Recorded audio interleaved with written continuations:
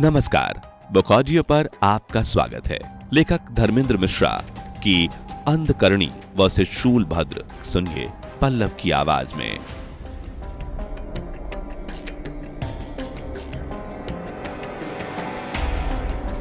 अंधकरणी शूलभद्र को माया के ऐसे अंधकार में खींचकर ले गई जहां से निकलना उसके लिए असंभव सा था।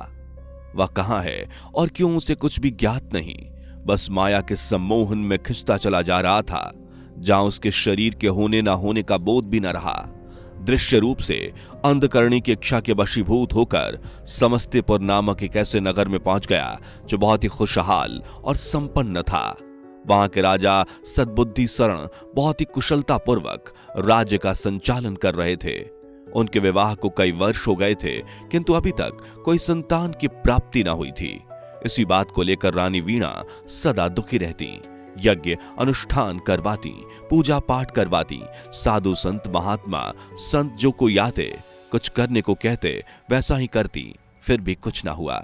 उधर राजा सुबुद्धि शरण राज्य कार्य में इतना व्यस्त हुए कि महारानी को समय देना ही कम कर दिया। महारानी वीणा को भी राज वैभव सुख सुविधा अप्रिय मालूम पड़ने लगा। ज्यादा समय अपने महल से दूर कहीं निर्जन एकांत में वो गुजारने लगी। उधर राजा सुबुद्धि शरण का विश्वास पात्र महामंत्री विदूषक के मन में कई वर्षों से राज्य पर अपना अधिकार प्राप्त करने के लिए योजना बना रहा था, जो उपयुक्त अवसर के तलाश में था। एक दिन राजा सुबुद्धि शरण अपने महल के छज्जे पर एकाकी अपने राज्य को निहारते हुए खड़े थे। तभी विदूषक पहुंचता है महाराज की तुंद्रा तोड़ते हुए। महाराज, एक बात कहूं, आप अन्यथा तो ना लेंगे? सुबुद्धि शरण एक धर्मपरायण नीतिवान राजा थे। बड़े ही आत्मीयता से विदूषक की ओर देखते हुए, आपका धर्म है और कर्तव्य भी, मुझे सत्य कहें चाहे वो अप्रिय ही क्यों ना हो। विदूषक सकुचाते हुए, महाराज, लगता है महारानी का आप में मन नहीं लगता, कहीं अन्यंत्र अपना मन लगा रही हैं। गुड़ को खुले में रख दो तो उसके आसपास चींटियां मंडराने लगती हैं, वैसे स्त्री होती है। उन्हें खुली छूट दे दो तो उनका मन एक पुरुष में नहीं रमता। महाराज सुबुद्धि चिंता में पड़ गए, उनसे कुछ बोला नहीं गया। विदूषक सुबुद्धि शरण की मनोदशा भांपते हुए, महाराज, ये कोई कोरी बात नहीं है, मैंने उन्हें पर पुरुषों के साथ हंस हंस कर बात करते हुए देखा है। सुबुद्धि शरण निश्चय पूर्वक विदूषक की ओर देखते हुए, ये आपका भ्रम भी तो हो सकता है।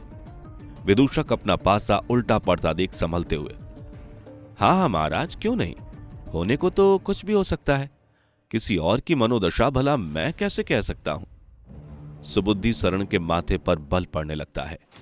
आवेग में आते हुए महारानी वीणा के कक्ष की ओर जाने लगे।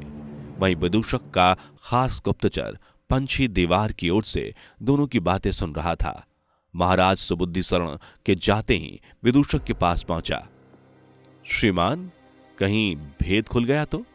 विदूषक कुटिल मुस्कान के साथ पंछी की ओर देखते हुए, जिस इंसान में कोई बुराई नहीं होती उसकी अच्छाई ही बुराई बन जाती है। पंछी विदूषक की खुशामद करने लगा। महाराज सुबुद्धि शरण महारानी वीणा के कक्ष में पहुंचकर प्रेम पूर्वक प्रियतमा, प्रियसी, प्राण प्यारी जैसे शब्दों से संबोधित करते हुए अनुनय विनय करने लगे। अपने प्रेम पास में आलिंगन करते हुए जैसे ही आगे बढ़े, महारानी वीणा उन्हें झिड़क देती है, चलिए दूर हटिए, आपसे कुछ नहीं होता, आपको लोग थोड़ी ही ना बुरा भला कहेंगे, मुझ में ही खोट देखेंगे।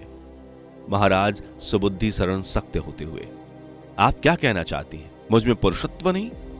महारानी वीणा अपना मुख दूसरी तरफ फेरते हुए, ये तो आप ही जाने। महाराज सुबुद्धि बिना कुछ बोले वहां से चले गए। मनी मन उनके अंदर आत्मग्लानि हीन भावना पनपने लगी। धीरे धीरे उनका मन राज्य कार्य से विरक्त होने लगा। अपने महल से सटे एक अजायब घर में मंदरा पीकर पड़े रहते। महामंत्री विदूषक की योजना सफल होने लगी। पूरा राज्यकार अपने अनुसार वो चलाने लगा। नगर में तरह तरह की भ्रांति फैलने लगी। महारानी वीणा पतित हो गई हैं, जिस कारण महाराज सुबुद्धि शरण अपनी सुध-बुध खो बैठे हैं। एक दिन महारानी वीणा की तबियत अचानक से खराब हुई, उल्टियां कर रही थीं। राज्य वैद्य आए, महारानी के स्वास्थ्य की पड़ताल की, प्रसन्नतापूर्वक महारानी वीणा से, महारानी बधाई हो, आप मां बनने वाली हैं। महारानी वीणा की प्रसन्नता का कोई ठिकाना ना रहा। तुरंत ही अपने गले में पड़ी अमूल्य मोती की माला अपनी सेविका को देते हुए, जाकर महाराज को बुला ला। सेविका प्रसन्न होकर दौड़ते हुए महाराज के प्रसाद की ओर भागी। महाराज सुबुद्धि के समीप पहुंचकर जोर जोर से सांस भरते हुए, महाराज महाराज। महाराज सुबुद्धि मदिरा व्यसन में उन्मत्त पड़े ही, क्या हुआ, इतनी पगलाई हुई क्यों हो, कहीं तेरी महारानी भाग तो नहीं गई? सेविका प्रसन्नतापूर्वक, महाराज आप पिता बनने वाले हैं। महाराजा सुबुद्धि का जैसे नशा ही उतर गया। अस्त व्यस्त हालत में ही अपने बिछौने से उठते हुए महारानी की कक्ष की ओर भागे। महारानी वीणा महाराज सुबुद्धि को देखते ही प्रसन्न हो गई। जैसे ही कुछ बोलने को होती हैं, सुबुद्धि नीच, कुलटा, कुलक्षणी, किसका पाप तेरे उदर में पल रहा है? महारानी वीणा विस्मित होते हुए, महाराज आप तो ऐसे न थे, ये क्या कह रहे हैं, कुछ भान भी है? महाराज सुबुद्धि क्रोध में तमतमाते हुए, तुझे क्या लगता है मैं अंधा हूं? तेरे ही कारण मेरी यह दशा हुई है। महारानी वीणा रोने को आई, खुद को संभालते हुए, महाराज मेरे पास प्रमाण तो नहीं, किंतु ईश्वर साक्षी है, मेरे उदर में आप ही का वंश है। महाराज सुबुद्धि जोर जोर से अट्टहास करते हुए, तुम्ही ने तो कहा था मैं पुरुषत्वहीन हूं, फिर अपने लिए पुरुष भी खोज लिया होगा। महारानी वीणा को सुबुद्धि की ये बात शूल की तरह चुभी। क्रोधित होते हुए, महाराज बस भी करिए, इस समय आप होश में नहीं हैं। महाराज सुबुद्धि होश में तो अब आया हूं, निकल जा यहां से, अन्यथा एक स्त्री हत्या का पाप मेरे सर पर मढ़ेगा। महारानी वीणा अश्रुपूरित नेत्रों से, जैसी आपकी इच्छा महाराज। एक धर्म पत्नी के रूप में अपने पति के वचनों का मान रखना मेरा परम कर्तव्य है। महारानी वीणा महल छोड़कर जैसे ही बाहर निकली, नगर के लोगों ने घेर लिया। महारानी वीणा को बुरा भला कहने लगे, नीच, डायन, कुलटा, व्यभिचारिणी कहकर दत्कारने लगे। वहीं उसी भीड़ में से कुछ लोग महारानी वीणा पर पत्थर फेंकते हुए, मारो मारो इसे, इसने हमारे महाराज के कुल का नाश किया है, जीवित बच के न जाने पाए। महारानी वीणा वहां से अपनी जान बचाकर वीरानों की ओर भागने लगी। तभी उसे एक खंडहर नुमा मंदिर दिखी। सोचा यहां छिपना सही होगा, वे लोग यहां नहीं आएंगे। महामंत्री विदूषक के लिए महाराज सुबुद्धि के वंश को खत्म करने का यह उपयुक्त अवसर था। अपने सैनिकों के दल के साथ महारानी वीणा की खोज करते हुए उसी मंदिर के नजदीक आ पहुंचा, उद्घोषणा करते हुए, महारानी वीणा कहां हैं आप? देखिए महाराज सुबुद्धि आपको लिवाने आए हैं। महारानी वीणा को लगा विदूषक सच ही कह रहा है। मंदिर के बाहर आते हुए, महाराज कहां हैं आप? तभी विदूषक अपने सैनिकों के साथ महारानी वीणा को चारों तरफ से घेर लेता है। महामंत्री विदूषक जोर जोर से अट्टहास करते हुए, महाराज अब मैं ही हूं। महारानी वीणा समझ गई उसका अंत समय निकट आ गया है।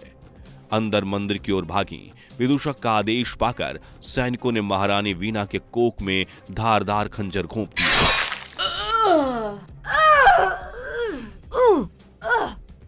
महारानी वीणा देवी के चरणों में गिरते हुए, हे देवी, यदि मैंने अपने सतत्व का निष्ठापूर्वक निर्वहन किया है तो विदूषक और उसके पूरे साम्राज्य का सर्वनाश हो जाए। जिस वंश का नाश करने के लिए षड्यंत्र रचा वही उसके सर्वनाश का कारण बने। ये कहते हुए महारानी वीणा अपने प्राण त्याग देती हैं। उधर कारागार में भूख प्यास से व्याकुल महाराज सुबुद्धि भी अपने प्राण त्याग देते हैं। महाराज सुबुद्धि की मृत्यु पश्चात महामंत्री विदूषक ने पूरे साम्राज्य की बागडोर अपने हाथों में ले ली। सुखपूर्वक राज्य की संपदा का भोग करने लगा। इसी प्रकार समय बीतता रहा। कई वर्ष हुए। एक दिन रात्रि में विदूषक को स्वप्न हुआ, अब तेरी मृत्यु निकट है। विदूषक डर के मारे नींद से उठकर बैठ गया। इधर उधर देखने लगा।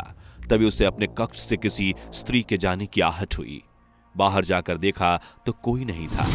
उस दिवस पश्चात विदूषक ने अपने आसपास सुरक्षा बढ़ा दी। विदूषक को उसकी मृत्यु का स्वप्न अब रोज ही आने लगा।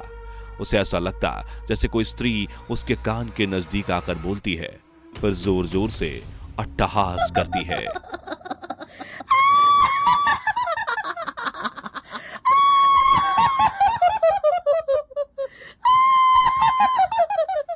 विदूषक दिन ब दिन इसी चिंता में घुलने लगा। कुछ समय पश्चात उसके राज्य में भयंकर महामारी फैली। राज्य के जन अकाल मृत्यु को प्राप्त होने लगे। एक समस्या खत्म नहीं हुई कि दूसरी समस्या खड़ी हुई। राज्य में भयंकर अकाल पड़ा। लोग त्राही त्राही करने लगे, भूख से मरने लगे। राज्य में अराजकता फैलने लगी। लोग भीड़ में राज्य के शाही अन्न भंडार लूटने लगे। राज्य की व्यवस्था पूरी तरह चरमरा गई। लोग विदूषक के विरुद्ध मोर्चा खोल चुके थे। एक रात्रि हिंसक भीड़ ने विदूषक के महल पर धावा बोल दिया।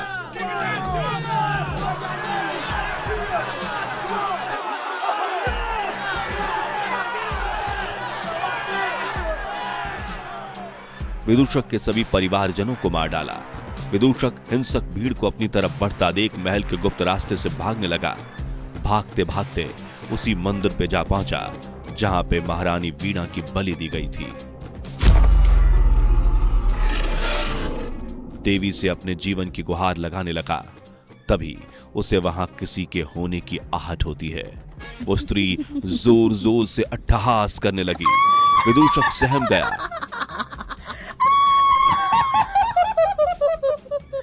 मन ही मन विचार करने लगा, यह तो वैसी ही ध्वनि है जैसे उसे स्वप्न में आभास होता है।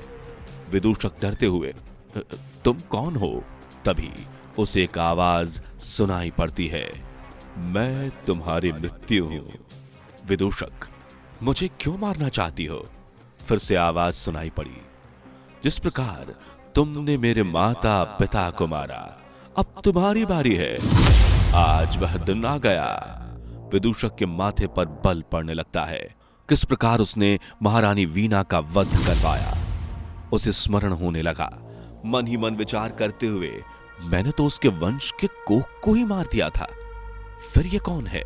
विदूषक के चारों तरफ एक स्याह परछाई मंडराने लगी। तुमने मेरे शरीर को मारा, किंतु देवी ने मुझे वरदान दिया। मैं न जन्मी हूं, न ही मृत्यु प्राप्त हूं। मैं जीवात्मा की अतृप्त इच्छा अंधकरणी हूं।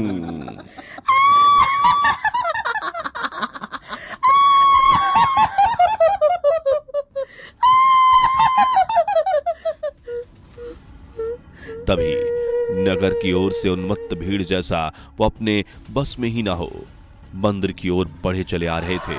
विदूषक को देखते ही उसके शरीर को नोच नोच कर मार डाला। इतना सब देखने के पश्चात शूलभद्र का जैसे इच्छाओं का द्वंद टूटा। चैतन्य होते हुए अपने योग बल से अंधकरणी के माया जाल से बाहर निकलता है। खुद को उसी खंडहर के मलबे में पाता है। शूलभद्र अपने स्थान से उठते हुए, अब समय आ गया है अंधकरणी की इच्छाओं का शमन करने का। शूलभद्र अपना शूल हवा में उछालते हुए